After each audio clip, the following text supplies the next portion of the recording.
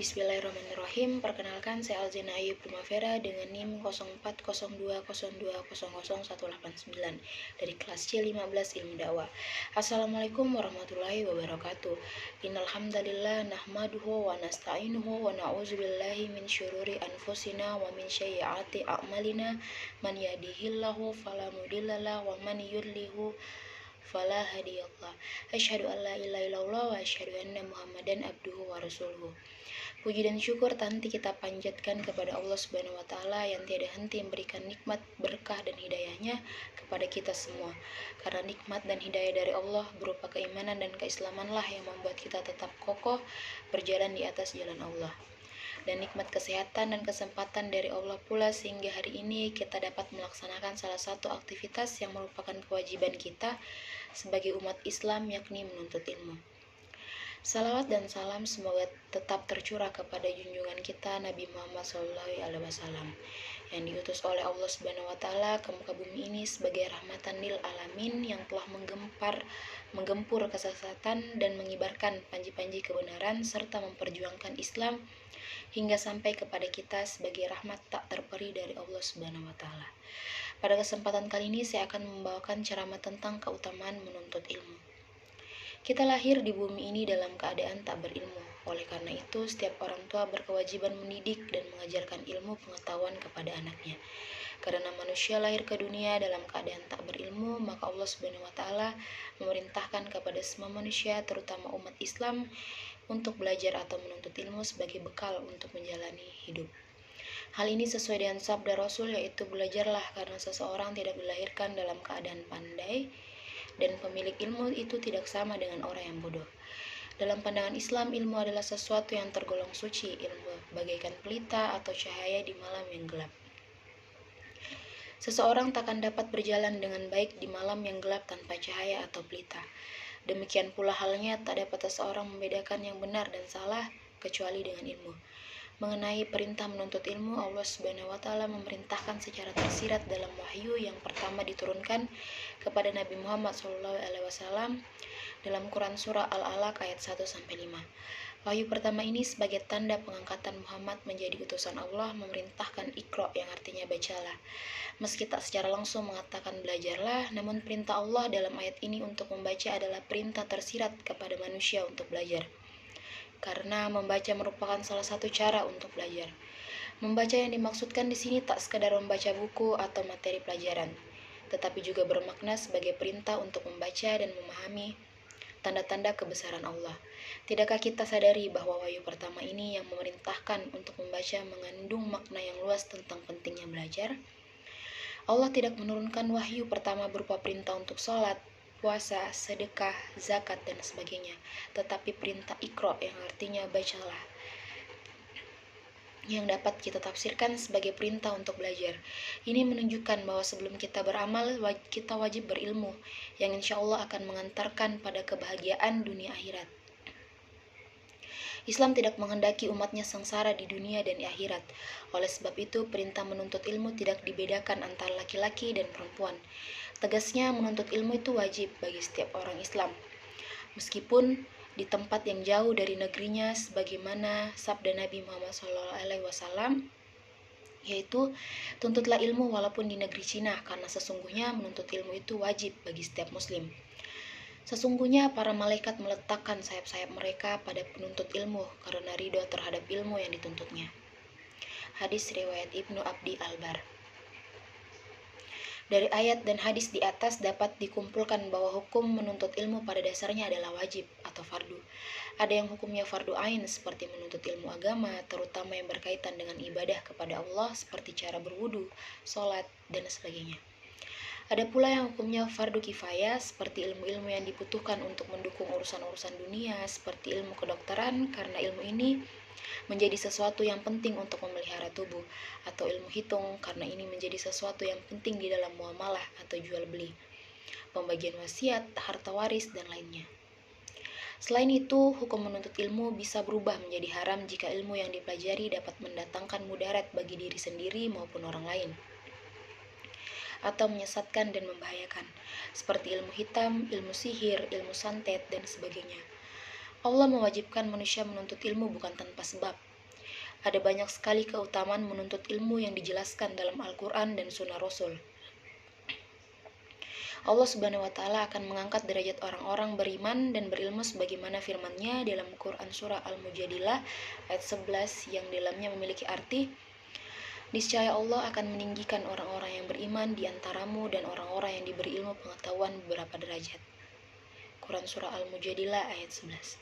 Dari ayat tersebut tersurat janji Allah untuk mengangkat derajat orang-orang yang beriman dan berilmu tak hanya di dunia tapi juga di akhirat. Hal ini sejalan dengan sabda Rasulullah tentang kebahagiaan dunia akhirat yang dapat diperoleh dengan memiliki ilmu pengetahuan, yaitu man aroda dunia fa'alaihi bil ilmi wa man aroda al-akhirah fa'alaihi bil ilmi wa man aroda huma fa'alaihi bil ilmi.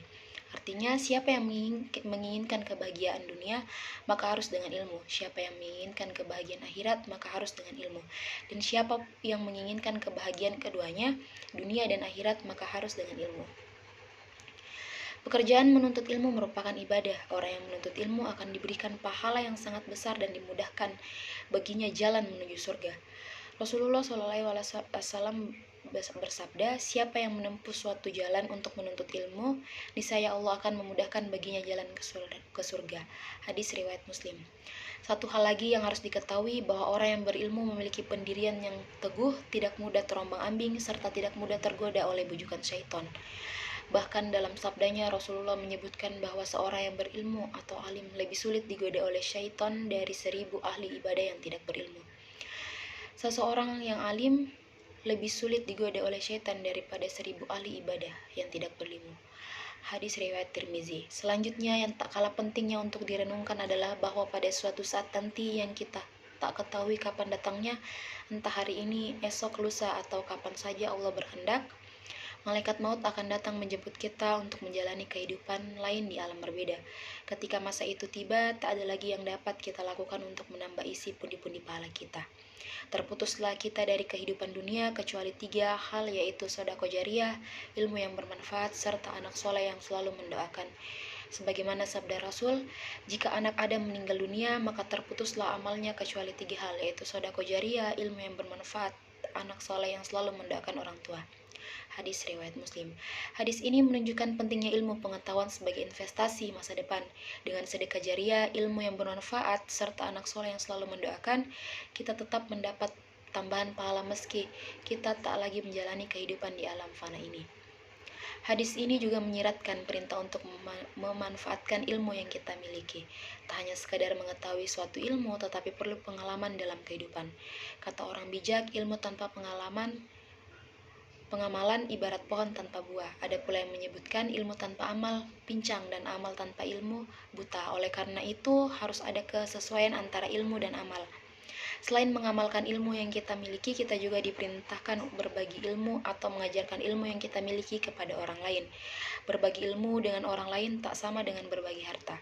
Jika kita memberikan harta kita kepada orang lain, maka secara otomatis kita akan kehilangan harta itu, atau dengan kata lain kita tidak lagi memilikinya. Berbeda halnya dengan memberikan ilmu. Jika kita mengajarkan ilmu pengetahuan kepada orang lain, kita tidak akan kehilangan ilmu pengetahuan yang kita miliki, tetapi malah semakin menambah penguasaan kita terhadap ilmu tersebut. Yang harus kita ingat adalah ilmu yang dimiliki hendaknya kita membuat kita tinggi hati dan merasa lebih hebat dari orang lain. Niat menuntut ilmu hendaknya didasari keikhlasan karena Allah Subhanahu wa Ta'ala. Orang yang menuntut ilmu dengan niat untuk membanggakannya di hadapan manusia diancam akan dimasukkan ke dalam neraka. Sabda Rasul yang artinya, janganlah kalian menuntut ilmu untuk membanggakannya terhadap para ulama dan untuk diperdebatkan di kalangan orang-orang bodoh dan buruk perangainya. Jangan pula menuntut ilmu untuk penampilan dalam majelis, pertemuan atau rapat, dan untuk menarik perhatian orang-orang kepadamu. Barang siapa seperti itu, maka baginya neraka. Hadis riwayat Tirmizi dan Ibnu Majah. Ilmu pengetahuan berkembang seiring dengan perkembangan zaman. Jika kita berhenti belajar sementara ilmu pengetahuan semakin berkembang, maka kita akan tertinggal. Oleh karena itu, proses belajar manusia tak hanya berhenti ketika kita menyelesaikan studi di bangku pendidikan. Menuntut ilmu tak hanya dilakukan di bangku sekolah atau kuliah. Sejatinya dunia ini adalah laboratorium pendidikan. Setiap elemennya adalah sarana untuk menambah wawasan dan mengambil pelajaran. Karena itulah proses belajar manusia seharusnya belajar sejak manusia dilahirkan hingga kematian menjemput. Rasulullah SAW bersabda, "Utlubul ilma minal mahdi ilal lahdi." Nuntutlah ilmu sejak dari buayan sampai liang lahat. Hadis tersebut menjadi dasar dari ungkapan long life education atau pendidikan seumur hidup. Berdasar dari hadis itu pula kita seharusnya termotivasi agar tak pernah lelah untuk belajar. Kita niatkan perjuangan menuntut ilmu ini sebagai ibadah kepada Allah dengan niat suatu hari kelak akan kita bagi kepada orang lain. Agar ilmu yang kita miliki tak hanya bermanfaat buat diri kita tetapi juga makhluk Allah yang lain. Jangan pernah berhenti belajar hal-hal bermanfaat selama kita masih diberi kesempatan oleh Allah. Dengan niat ikhlas karena Allah, mudah-mudahan kita semua memperoleh keutamaan menuntut ilmu seperti yang dijanjikan oleh Allah dan Rasul-Nya. Demikianlah yang dapat saya sampaikan, semoga dapat bermanfaat bagi kita semua. Jika ada kekurangan, itu datangnya dari diri saya, dan atas semua kesalahan itu mohon dimaafkan dan mohon diampunkan kepada Allah Subhanahu wa taala. Semua kebenaran yang terucap datangnya dari Allah Subhanahu wa taala. Sebagai Sang Halik yang maha sempurna, semoga dapat dijadikan pelajaran dan bahan renungan. Akhir kata, nun wal kalami wa mayasturun fastabiqul khairat. Wassalamualaikum warahmatullahi wabarakatuh.